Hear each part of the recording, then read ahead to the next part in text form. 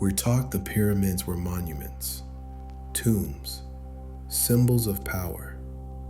But if that's all they were, then a lot of their design choices don't add up.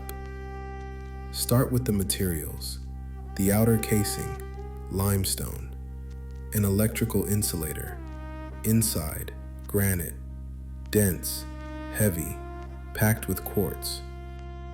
Quartz isn't decorative, it's piezoelectric. Under pressure, under vibration, it generates charge.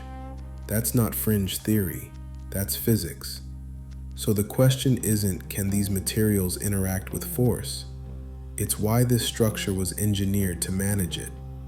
Because this isn't just stacked stone, it's layered, segmented, channeled. Force wouldn't move randomly through a pyramid like this. It would be guided, downward, then inward, then back up.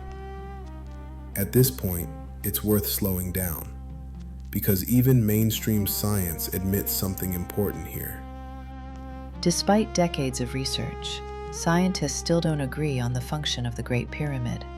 Advanced scans have revealed previously unknown internal spaces, but researchers caution these findings explain where structures exist, not why. For now, the pyramid's internal design remains an open question. National Geographic, their words, not speculation.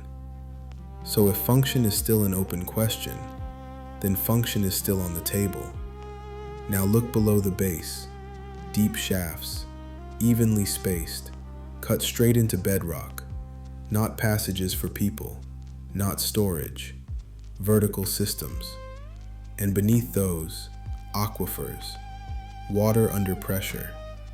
If force was introduced from below, or mass from above, those shafts become something else entirely.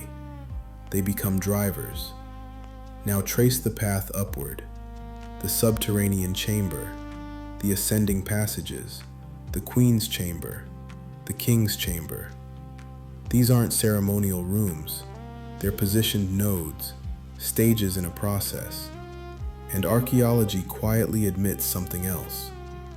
We know where these chambers are, we know how they're built, but we don't know why the system is arranged this way. That's not conspiracy, that's an unanswered question. And at the very top, a missing capstone, not symbolic gold, but a functional element that no longer exists. Whatever this system once did, it isn't doing it anymore. But the architecture remains, silent, dormant, like a machine we no longer know how to read. Because if this was just a tomb, it's wildly over-engineered.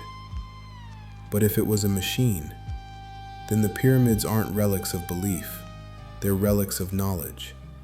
And we may be standing on the remains of a system we were never taught how to understand.